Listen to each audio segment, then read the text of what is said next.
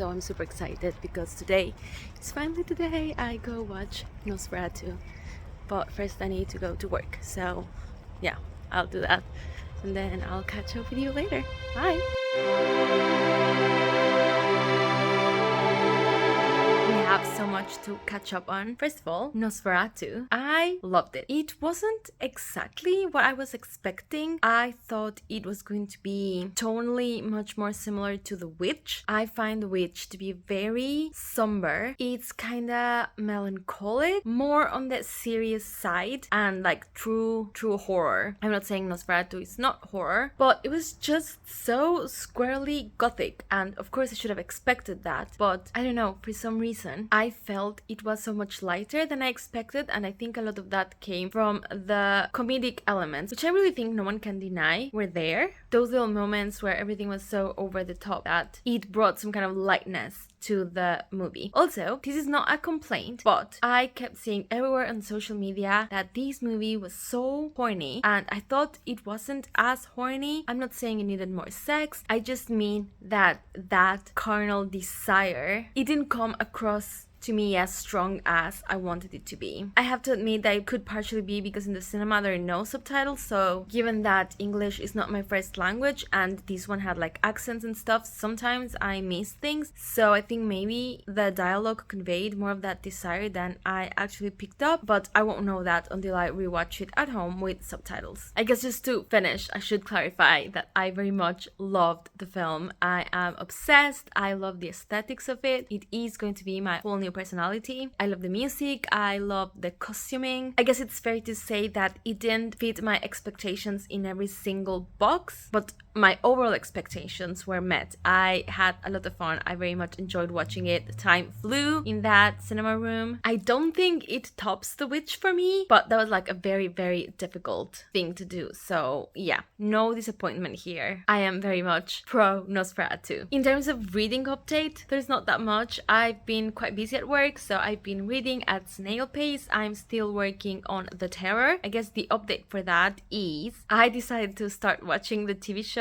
as well. I know already that this book is going to take me months to read, so I read a quarter of the book, then I watched the first 2 episodes of the TV show, and then I'm going to read half of the book and then try to find the matching scene in the TV show. I don't really care if I get a spoiler on the show. Like at this point, I just want to get through the story, but I do appreciate getting extra details from the book that obviously the TV show can't convey. The TV show is awesome, by the way. I really think it helped me visualize the dire condition these poor people are in, and I think it's gonna help keep my interest piqued and not just give up on the book, although I've decided that if later on I want to give up on the book, I'll just finish watching the TV show. Yeah, that's just how it is, but I'm gonna do my best. I do think the show spoils a little bit early on a reveal that is gonna happen later in the book, but I didn't care that much because in the book, even though it wasn't stated explicitly, it's quite obvious, kind of like what the background of these creature killing men is. So yeah, I don't mind too much, and I'll just keep you updated on that. I did finish my first non-fiction book of the year. I would have never picked up this book, but it was the book chosen for my local feminist book club, and it was like one of my New Year's resolutions to really stick to that club because I really enjoy the types of discussions we have there. So the book is The Fabric of Civilization by Virginia Postrel. So this is a history book about the invention, discovery, and development of textiles. It's not really a topic that interests me too much, and unfortunately the book wasn't great. I feel like I learned some fun facts about the history of textiles, but I feel like the author failed to address like the really interesting aspects of the industry that are particularly relevant today. So it kind of annoyed me that it felt like she was going out of her way to not get too political, but I just don't see how you can address the history of textiles and how textiles have been manufactured throughout history and then reach the section of like the current state of things and not address that currently the production of clothing involves like child labor, mostly in developing countries, and obviously like the pollution that is caused by the materials with which we make textiles today. So So yeah, I just felt a little disappointed, and I did learn stuff, but I guess just like random facts here and there. Nothing amazing. I am reading some other books, but those will be for a separate vlog, and I'll come back later to talk to you about some of the horror movies I've watched lately.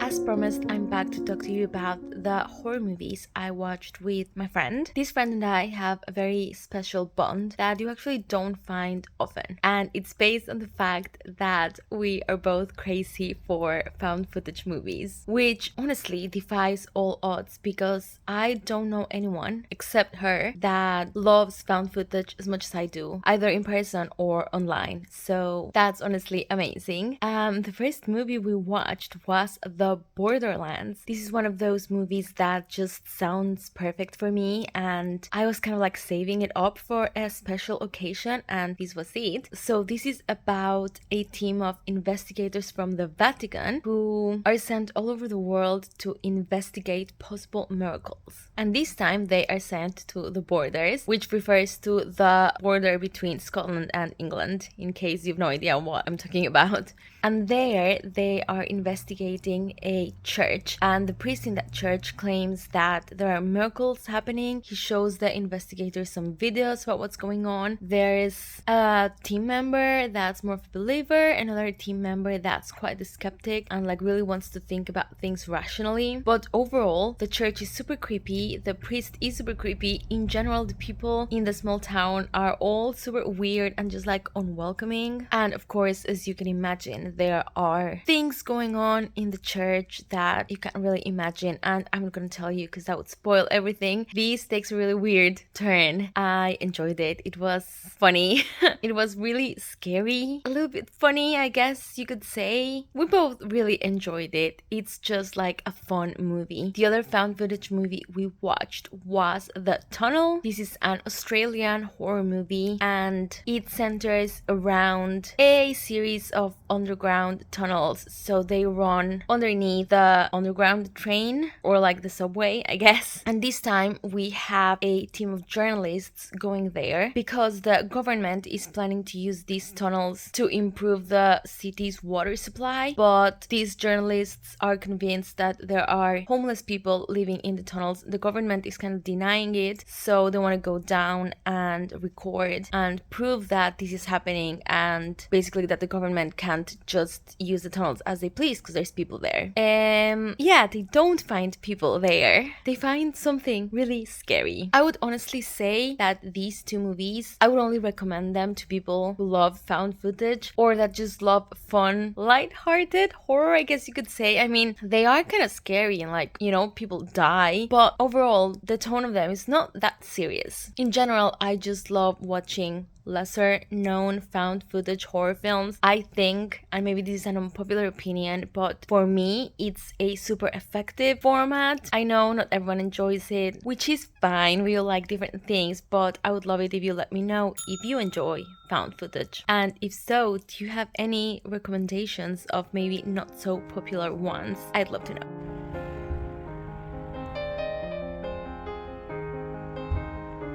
I have some good news that I want to share with you tonight. I went to the library, which is always good news, but this time around I went to collect a reservation that I've been waiting on for months. By the way, I got these Valentine's nails, which I think are quite cute. Anyways, getting back on topic, this is the book I got. I've really been decreasing the amount of books I buy and been relying more and more on my local library, which is great. And obviously because this was very popular last year, there was a huge queue. I think it was like 35 people, but now I finally have it and I have 3 weeks to read it. But as you know, with me, you never know, so I want to start it as soon as possible. I'm mid chapter of the terror, so I'm just going to finish that chapter and then take a break. I guess, updates for these. Yeah, it's moving very slowly. I think when I finish this chapter, I'll be at around 38%. But I have decided to keep reading, and honestly, I don't care if it takes me half the year. I am enjoying it, and I find that even though I'm reading it slowly, I don't forget what's happened. So when I go back to it, I'm not like lost or anything. So yeah, I mean, slow reading is a thing. So as long as I'm having fun, why wouldn't I keep going? One thing that always comes to mind when I'm reading, and I'm like, you should say this on YouTube, is that there is a lot of very uncomfortable sexism and racism and ableism and a lot of those things. My impression so far is that it is the characters showing these traits, not the author, and therefore, even though it's obviously uncomfortable, I don't mind. I mean, I do mind, but it's not a problem for me. You have to bear in mind that literally almost every single character in this book is a white man from the 1800s, so most of those attitudes are somewhat historically accurate to my understanding. So of course it's not pleasant to read about, but as I said, it comes across as the characters being like that, and I don't think those are the author's views. At least I have no reason to think that from this. I did want to mention it because I know that some people just don't want to read that, and that's totally fine. And I guess I don't have any other news, so I'm just gonna get reading. A quick update on this one. I'm actually just over halfway through. I found the first half really engaging, so I didn't really want to stop. Essentially, this is about a couple who just bought a house to kind of like flip it, and it's a quite isolated house, kind of like in the middle of the forest, like a forest road. Anyways, one night, one of the women in the couple is home alone. She's quite an anxious one. Honestly, I still find her so annoying. For me, it's not a bad thing. I do enjoy an unlikable character, and I think her character is good. Like, her anxiety is off the charts, which stresses me out. I'm like, girl, just chill, just communicate, yeah, I don't know, quite a frustrating character, but I think it's consistent, so it doesn't bother me. So she's on her own, and then the doorbell rings, and it's this family that are moving across country, so they're in like their moving truck, and the dad says that they were just passing by, and this was his childhood home, so she asks if he can show his family around. Obviously, you say no, and I'd heard a lot of people have issue with this book because it's not just believable that she would let them in, but I think the character was up in a way that, given that she's such an anxious person, like non-confrontational, it's set up in a way that, to me, I mean, it wasn't like completely believable, but I can see how someone under those circumstances would end up letting these people in. And then, so as it turns out, these families kind of weird, and they have strange and unsettling conversations about the house, and the main character finds out that it seems quite difficult to get them to just leave. The reason I was convinced to read this book is because at first I had the impression that it was going to be more like a home invasion kind of situation, and that makes me too stressed out. I don't really enjoy those kinds of books. But it seems that this is more of like a supernatural mystery kind of thing, and that's much more the type of thing I enjoy. As I said, the first half was quite engaging. Now that I'm just over halfway, I find it to be a little bit flat. Maybe just the halfway dip, but I really need the story to start picking up. So far I am enjoying it, but it seems to be just okay. Unless the ending really picks up, for me it's just average. So I'll just keep on reading and let you know my final thoughts. I'm really annoyed because I left work really late tonight. It's like 7:15 p.m. I've been working since 8:45 in the morning. But I'm really excited because I'm going to the library to collect my next hold. So basically what I've decided to do is to place holds on as many books as I can, especially the ones that are very popular and have like several weeks wait. And then whenever they become available, I just drop whatever I'm doing and read those books. So that's what I did for We Used to Live Here, and that's what I'm doing now.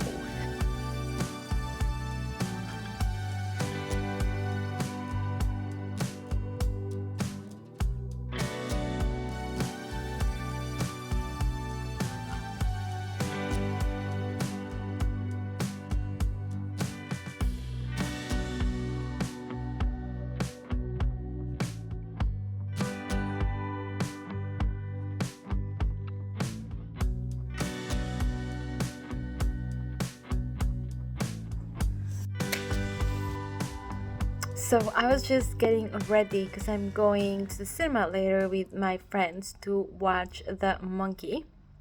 But that made me remember that I didn't tell you about going to watch Dead Eyes a couple weeks ago. It was actually the weekend after Valentine's Day. I had really high hopes for that movie. Just the idea of a Valentine slasher sounded really fun. And the movie was really fun, don't get me wrong. But I think, if anything, I was slightly underwhelmed. The plot of the movie is pretty straightforward. There is a serial killer that for a couple years has been killing couples during Valentine's Day.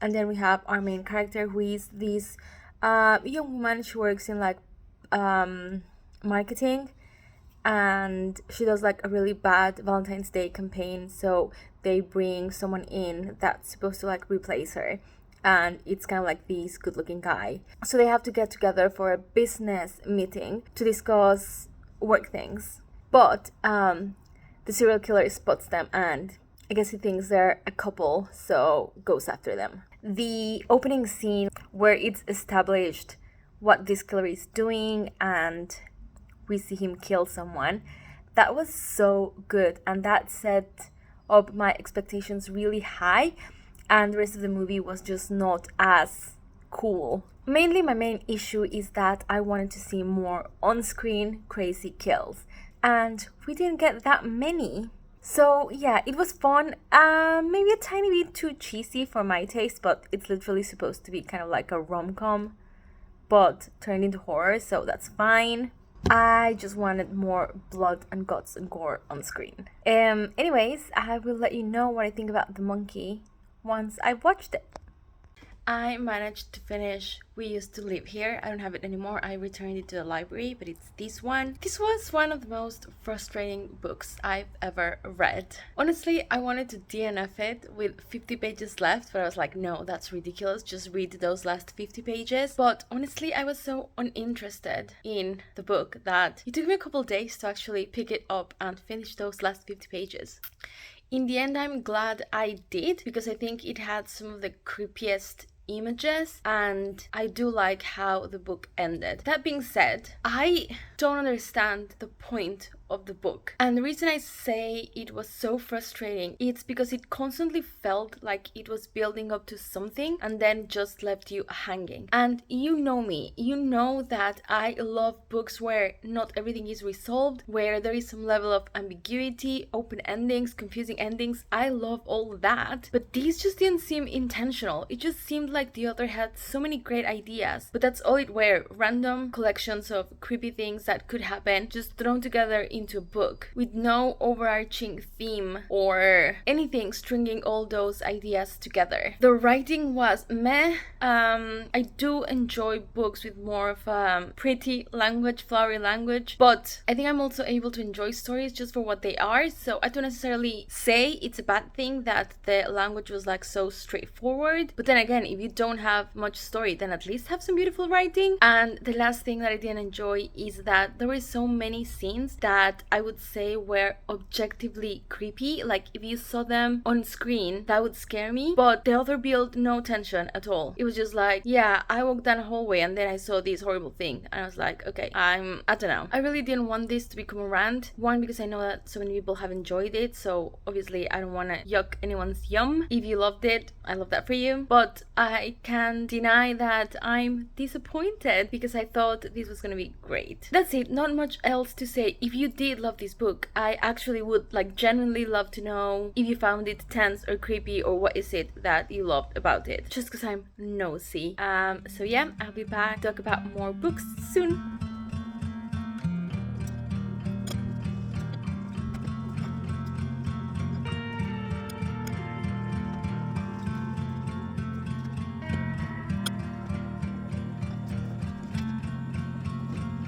I finished So Thirsty. I literally gave you no updates, but that's because the pacing of it was really weird. Nothing really happens until about 30% in, so I just didn't know what to say.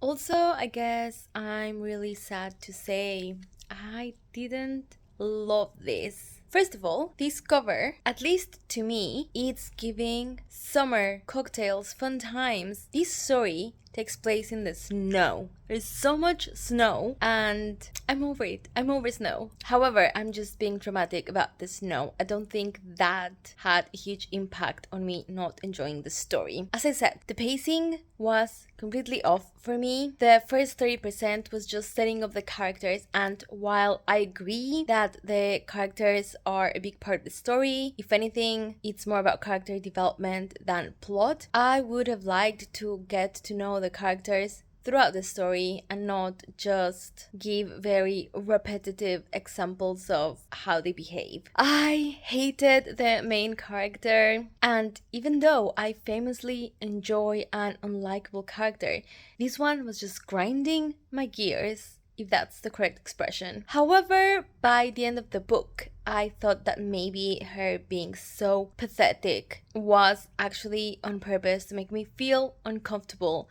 about the situations that she kept putting herself in. I guess maybe I should have started by saying what this book is about. Very clearly, it's about vampires, and it's about this woman. She's in her mid-30s. She feels like her life has been a waste. She's unhappy in her marriage, unhappy in her life. Somehow she feels very safe and protected by just living this very low-risk life. And she goes on a trip with her best friend that she hasn't seen in ages, because her best friend's like very adventurous and she is touring around Europe and just like doing crazy stuff. And somehow the friend convinces her to go to this party while they're on the trip, and the party is vampires. As for plot, as I said, there's not much to it. They just go on this journey where they have to like reevaluate everything about their lives. I think there were some good conversations there, but I feel like they were all stuffed into the last 30%, because first nothing happens, then everything kind of happens, but very slowly. And then I think when we're close to the end, the author realizes that she hasn't made the points that she was trying to make, so she just crams them up in like a really small portion of the book, and it just seemed like rush, and I just didn't buy the character development, which I think was the whole point. That being said, I think Rachel Harrison is a clever writer. Maybe there just wasn't enough editing for this particular novel. I did enjoy her writing style, so I will definitely be trying more of her books. I think just this was not the best to start with. So I was thinking Such Sharp Teeth, although I'm not a fan of werewolves, so maybe, I don't know. What do you think? Help! Okay, so what's next on the menu? Today, during my lunch break, I start reading a chapter of The Terror. So I'm gonna finish that chapter now. I swear to you that that book will get read. I just don't know when, okay? I collected another one of my library holds. I think I explained in a previous vlog that I've just placed a bunch of holds, particularly for very, very popular books that the queue is like 50 people long, and I know I'm gonna be waiting for ages, so I just get them as they come. Now, this one, I don't really know what I was thinking when I placed this hold. I think I just kept seeing this book everywhere on BookTube, and I got FOMO, and I was like, maybe I should try that. But now that I'm looking at it, I'm like, this book is not me at all. It is Blue Sisters by Coco Mellors. Yeah, I mean, it's supposed to be captivating and gorgeous. I have no idea what this is about, except that it's about sisters, 4 sisters, and I think about grief. I've heard that this book hits really hard if you have sisters. I don't have sisters, so I have no idea what I was expecting to get from these, and I was genuinely so close to just cancel my hold. But given that my highly anticipated horror reads have flopped really hard, I'm wondering if maybe going out of my comfort zone will actually do something for me. So I decided I might try the triad chapter method. So I will read chapter 1 and then I'll let you know if I've made any decision. The other thing is that I also have a book club in 2 weeks, and we're reading, I should open this, wait. It's The Guilty Feminist by Deborah Francis White. I'm not super excited about this. I think it might be a little bit dated. I remember I did used to listen to this podcast a lot a few years back, but then I just felt it was becoming a little bit irrelevant, so I stopped. However, it was my New Year's resolution to regularly attend feminist book club this year, so I am going to read it so I can go, because I already missed February, so I don't want to miss 2 months in a row. And the people in the club are lovely and brilliant, and I'm sure even if the book's not great, the conversation will be very interesting. So I might actually start these tonight so I don't get anxiety about not finishing in time. That's all the updates I have for now. I will let you know if anything interesting happens in my reading. Hopefully it will, because it's not going great. It's not going great.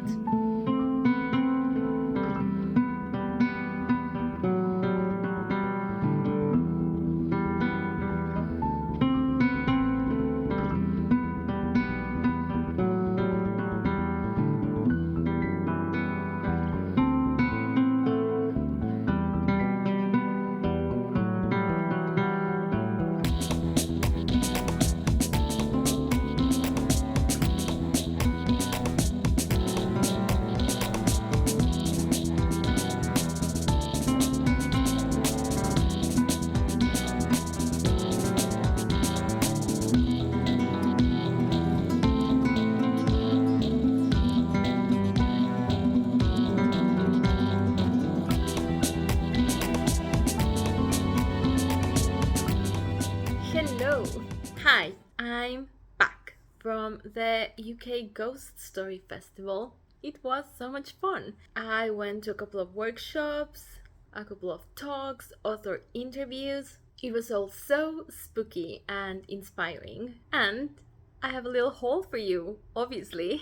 Most of the stuff I got is from authors that were at the festival, except a couple.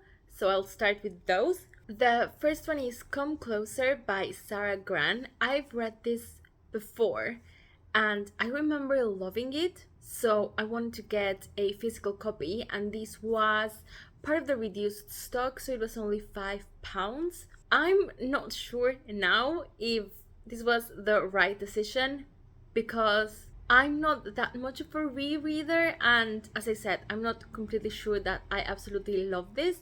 But I am actually thinking about trying to reread and just make up my mind. And if I end up not loving it, then I can just give it away. But I've never seen a physical copy of this in any shop, and that's why I was tempted to get it.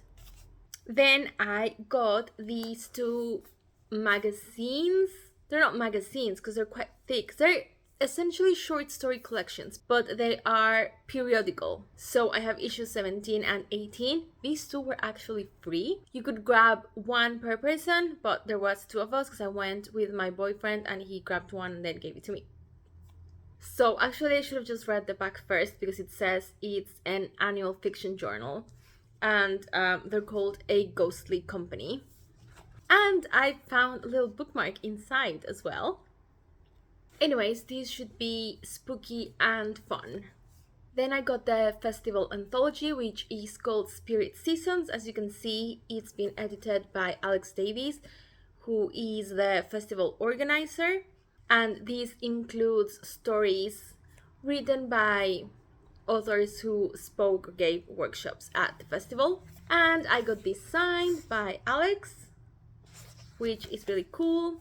This is the only book that I couldn't get signed, because by the time I bought it, the author had already left the festival, unfortunately. But it's absolutely gorgeous. It's called The Treasury of Folklore. It's this beautiful hardback with like foiled details. It has some gorgeous illustrations as well. Sorry, I forgot to say, this is by Didi Cheney and Willow Winsham. And it's essentially a collection of folklore covering the Waterlands, Wooded Worlds, and Starry Skies. This is the first volume, but then there are several more volumes that go into more detail of specific things. So there is a whole volume for Waterlands, a whole volume for the woods, a whole volume for the skies, and I think a couple more, and they are all as pretty as this one, so I think I'll eventually get those as well. I have 2 more non-fiction books, so I'll do those first. The next one is Atlas of Paranormal Places, a journey to the world's most supernatural places, and this is by Evelyn Hollow, which is a parapsychologist featured in the Uncanny series and podcasts. This title is pretty self-explanatory. It's about haunted places all over the world, and it has lots of photos and information, so this is gonna be really interesting. And I got it signed as well. Then I got Ghostland in Search of a Haunted Country by Edward Parnell, signed. I've actually wanted this book for ages, so because the author was there, I thought it would be the perfect opportunity to just go for it. This sounds like my favorite kind of nonfiction. It says it's part memoir and part travelogue. I'll read it back to you. A deeply moving meditation on memory, grief, and loss, and of the redemptive power of stories and nature. In his late 30s, Edward Purnell found himself trapped in the nightmare of a recurring family tragedy. He turned to his bookshelves, finding comfort in the ghosts and wild places that obsessed him as a boy.